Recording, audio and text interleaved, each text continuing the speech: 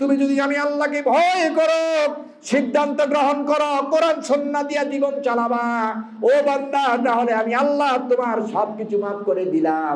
এবার নতুন করে তোমার দুইটা কর্মসূচি দিয়ে দিলাম। কয়টা? আল্লাহ কয়, বান্দা রে, সব মাফ করে দিলাম। এবার যদি জান্নাতে যেতে চাস, আমি আল্লাহকে পেতে চাস, জাহান্নামের আযাব থেকে বাঁচতে চাস, দুইটা কর্মসূচি দিয়া দিলাম। আতিউল্লাহ ওয়া রাসূলা, আমি আল্লাহর আনুগত্য করো, আমার রাসূলের আনুগত্য করো, কোরআন সুন্নাহ দিয়া রাসূলের আদর্শে জীবন চালাও। ওরে বান্দা, এই দুইটা কর্মসূচি যদি তুমি এখন পালন করতে শুরু করো, ফাকাদ ফাযা ফাওজান আযীমা, আমি আল্লাহ কথা দিলাম রে বান্দা, অতীতের সব গুনাহগুলো মাফ করে দিয়ে আমার আল্লাহ, আমি আল্লাহর, আমার নবীর আদর্শ মানার কারণে, আনুগত্য করার কারণে আমি আল্লাহ ওয়াদা করলাম তোমার জন্য বিশাল বড় ধরনের নিয়ামত, উপহার, জান্নাত আর ক্ষমা রেখে দিলাম। কোরআনের গান দিয়ে, হাদিসের আলোকে, সত্য পথে যেন থাকি অবিচল, তোমার ছায়া তলে করগো কবুল প্রভু, তোমারে অধম বান্দাকে। এই জন্য আমার ভাইরা, সময় কতক্ষণ আপনার আমার বাকি আছে তা তো জানি না, জানার কোনো ব্যবস্থাও নাই। সবচেয়ে কাছে আপনার আমার মৃত্যু। বললেন, হুজুর, মৃত্যুটা কিভাবে কাছে? ও মুসলমান, আপনার আমার যা কিছু আছে একটা মেয়াদ আছে। আপনার আমার একটা মেয়াদ আছে। আমার মাথার টুপিটাও আমি আশা করি না হারায়া গেলে 2 মাস, 6 মাস, 4 মাস ব্যবহার করতে পারবো। গায়ের পাঞ্জাবিটাও আশা করেন যে কয়েক সপ্তাহ, কয়েক মাস ব্যবহার করতে পারবো। সকালে পাকাইয়া চিন্তা করছেন, দুপুরে রাখলাম, রাত্র এই খাবারটা দিয়ে আমি খাবো। কিন্তু বান্দারে, সব কিছুর একটা মেয়াদ আছে, একটু সময় আছে, নিশ্চয়তা আছে। এই পৃথিবীতে যেই জিনিসটার, যেই বস্তুটার কোনো নিশ্চয়তা তোর জানা নাই, তোর হাতে কোনো সময় নাই, এটা হলো বান্দা, নাহনু আকরাবু ইলাইহি মিন হাবলিল ওয়ারিদ। এরে বান্দা, তোর সবচেয়ে কাছে হলো তোর মৃত্যু। এখানে যারা আছেন, সব কিছু long time and short time একটা নিশ্চয়তা, গ্যারান্টি আছে, কিন্তু আপনার বেঁচে থাকার গ্যারান্টি, ওয়ারেন্টি 1 মিনিটের নেই। আছে? 1 মিনিটের দেওয়া সম্ভব না। তাহলে সবচেয়ে নিকটে মৃত্যুটা, না জানা বস্তু, আসবেই চিরসত্য, এতে কোনো সন্দেহ নেই। এই জন্য কাফেররা যখন বললেন আমরা কি মরে যাব নাকি, সব কি মারা যাবে, দুনিয়ার সুস্থতা, আল্লাহ রাব্বুল আলামিন তখন বললেন, নবী আপনি বলে দেন, কুল্লু নাফসিন যায়িকাতুল মাউত, সমস্ত প্রাণীকেই মৃত্যুবরণ করতে হবে। এবার কাফেররা বললেন, তাহলে আল্লাহর তো প্রাণ আছে। আল্লাহর কি প্রাণ আছে? আল্লাহ রাব্বুল আলামিন বললেন, নবী আপনি বলে দেন, লা মাউজুদা ইল্লাল্লাহ, একমাত্র আল্লাহই থাকবে, আর কিছুই থাকবে না। আর কিছু কি? হুয়াল আউয়ালু ওয়াল আখিরু ওয়াল যাহিরু ওয়াল বাতিন, আল্লাহ আগেও ছিলেন, শেষ পর্যন্ত থাকবেন। প্রকাশ্যেও আল্লাহ, অপ্রকাশ্যে আল্লাহ, আর যা কিছু আছে সব কিছু বিলীন হয়ে যাবে। কিছুই ছিল না, ছিলেন কে? আওয়াজ করে বলেন, ছিলেন কে? আল্লাহ তাআলা। তিনি থাকবেন, আর কিছুই থাকবে না। আর কিছুই কি? এই জন্য আল্লাহ রাব্বুল আলামিন বললেন, ইয়াকা না'বুদু, তাদেরকে আমার ইবাদত করতে বলেন। কারণ আল্লাহ কুল হুয়াল্লাহু আহাদ, আমি আল্লাহ এক। অতএব আমার ইবাদত করতে গিয়ে কোনো কারো ইবাদত করা যাবে না, কারো কাছে মাথা নত করা যাবে না। এই ইবাদত কোনো কবরেও হবে না, কোনো মাজারেও হবে না, কোনো দলেরও হবে না। আপনার আমার গোলামি কোনো ব্যক্তির হবে না, আপনার আমার দোয়াও আল্লাহ ছাড়া আর কারো কাছে হবে না। অতএব নবী আপনি বলে দেন, যা কিছু আছে সব কিছু করবে কার জন্যে? কার জন্যে? কার হুকুমে? আল্লাহর হুকুমে, আল্লাহর জন্যই সব হবে। এই জন্য আপনার, এই যে আপনি কাউকে ঘৃণা করেন, কাউকে ভালোবাসেন, এটা আমাদের আদত এবং স্বভাব। সব মানুষকে সমান ভালোবাসা যায় না। কারো প্রতি সম্মান, কারো প্রতি অসম্মান, কারো প্রতি ঘৃণা, কারো প্রতি ভালোবাসা এমন হয় না। এই কাজটাও নবীজি বলে দিয়েছেন, আল হুব্বু বিল্লাহ ওয়াল বুগদু বিল্লাহ। তুমি যদি মুমিন হও, মুসলিম হও, সব কাজ আল্লাহর জন্য হবে, এমনকি কাউকে ভালোবাসা আর কাউকে ঘৃণা করাও হবে আল্লাহর জন্য।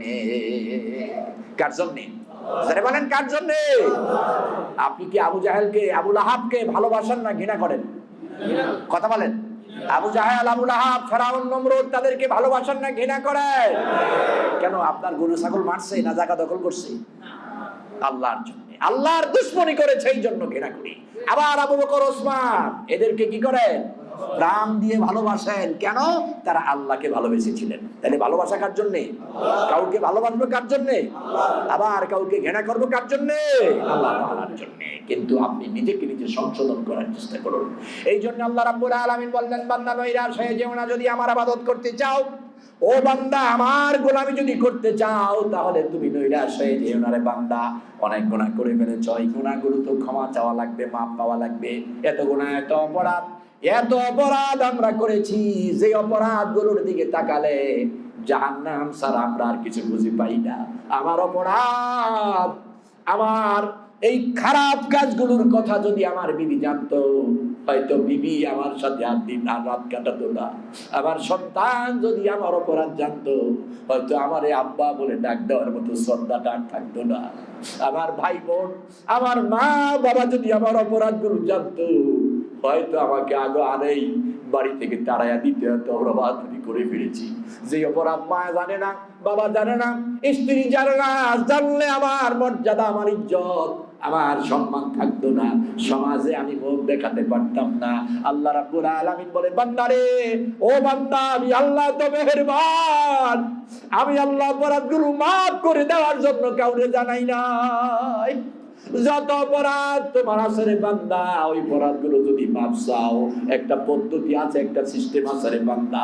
তোমার যদি জাহান্নামের ভয় হয়, মৃত্যুর যন্ত্রণার ভয় যদি তোমার হয়, কবরের আযাবের ভয় যদি তোমার হয় রে বান্দা, সংশোধন যদি তুমি হতে চাও, আযাব থেকে যদি তুমি বাঁচতে চাও, জান্নাতে তুমি যেতে চাও রে বান্দা, আমার ইবাদত শুরু করো।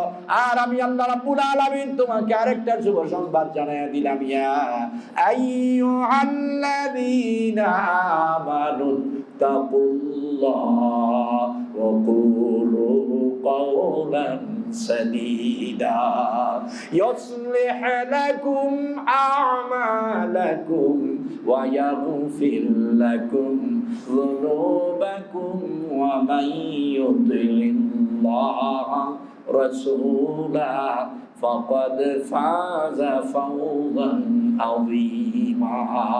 এর বান্দা, অসুবিধা নাই। কত হাজার জেনা করেছো, কত হাজার চুরি করেছো, কত অপরাধ করেছো, পাখির মতো কত লক্ষ মানুষ মেরেছো, এই জমিনকে মানুষের রক্ত দিয়ে লাল করে দিয়েছো রে বান্দা, আমি বৃষ্টি দিয়া ধুইয়া শেষ করে দিয়েছি রে বান্দা।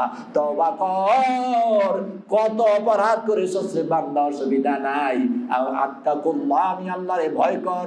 এই মুহূর্ত থেকে আমি আল্লাহরে ভয় কর। এরপরে ভয় করার পরে আমার তোমার ইবাদতগুলো, তোমার কাজগুলো সংশোধন করো।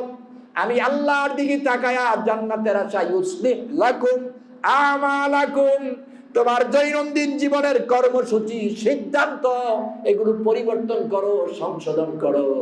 মন্দগুলোরে ভালো দিয়া পরিবর্তন করো। যেখানে আমি আল্লাহরে মানো নাই, আমার নবীর আদর্শ মানো নাই, সেখানে আমার নবীর আদর্শ শুরু করো। আমি আল্লাহর আনুগত্য করা শুরু করো রে বান্দা। ইউসলিহ লাকুম আমালাকুম, তোমার দৈনন্দিন কর্মসূচি, জীবনের কাজগুলোকে কোরআন দিয়া, সুন্নাত দিয়া যদি পরিবর্তন করো, সংশোধন করো, ওয়া ইয়াগফির লাকুম যুনুবাকুম, আমি আল্লাহ কথা দিলাম তোমার অতীতের সব গুনাহগুলো মাফ করে দেব। ওরে বান্দা, তুমি যদি তওবা করো, তুমি যদি আমি আল্লাহকে ভয় করো, সিদ্ধান্ত গ্রহণ করো, কোরআন সুন্নাহ দিয়া জীবন চালাবা। ও বান্দা, তাহলে আমি আল্লাহ তোমার সবকিছু মাফ করে দিলাম। এবার নতুন করে তোমার 2টা কর্মসূচি দিয়ে দিলাম। কয়টা? আল্লাহ কয়, বান্দা রে, সব মাফ করে দিলাম। এবার যদি জান্নাতে যেতে চাস, আমি আল্লাহকে পেতে চাস, জাহান্নামের আযাব থেকে বাঁচতে চাস, 2টা কর্মসূচি দিয়া দিলাম। আতিউল্লাহ ওয়া রাসূলা, আমি আল্লাহর আনুগত্য করো, আমার রাসূলের আনুগত্য করো, কোরআন সুন্নাহ দিয়া রাসূলের আদর্শে জীবন চালাও। ওরে বান্দা, এই 2টা কর্মসূচি যদি তুমি এখন পালন করতে শুরু করো, ফাকাদ ফাযা ফাওজান আযীমা। আমি আল্লাহ কথা দিলাম রে বান্দা, অতীতের সব গুনাহগুলো মাফ করে দিয়ে আমি আল্লাহর আমার নবীর আদর্শ মানার কারণে, আনুগত্য করার কারণে আমি আল্লাহ ওয়াদা করলাম তোমার জন্য বিশাল বড় ধরনের নিয়ামত, উপহার, জান্নাতের ক্ষমা রেখে দিলাম। এই ঘোষণা কার? আল্লাহ। বলেন কার? তাহলে আমরা ইসলাহ হওয়ার প্রয়োজন আছে কি নাই? সংশোধন হওয়ার প্রয়োজন আছে কি নাই? আইরে, আজকে না কালকে, কালকে না পরশু, বাঁচবেন কয়দিন? এই জন্য এই মুহূর্তে আপনাকে সিদ্ধান্ত নিতে হবে, আমি আমার সমস্ত অপরাধ থেকে মুক্ত হয়ে, বেগুনা মাসুম হয়ে আল্লাহ ও রাসূলের আনুগত্যের মধ্য দিয়ে জীবন চালাতে চাই। রাজি আছি তো আমরা? আল্লাহ তাআলা আমাদেরকে সে তৌফিক দান করুন, আমরা বলি আমিন। আল্লাহ সুবহানাহু ওয়া তাআলা আমাদেরকে কবুল ও মঞ্জুর করুন, আমরা বলি আমিন।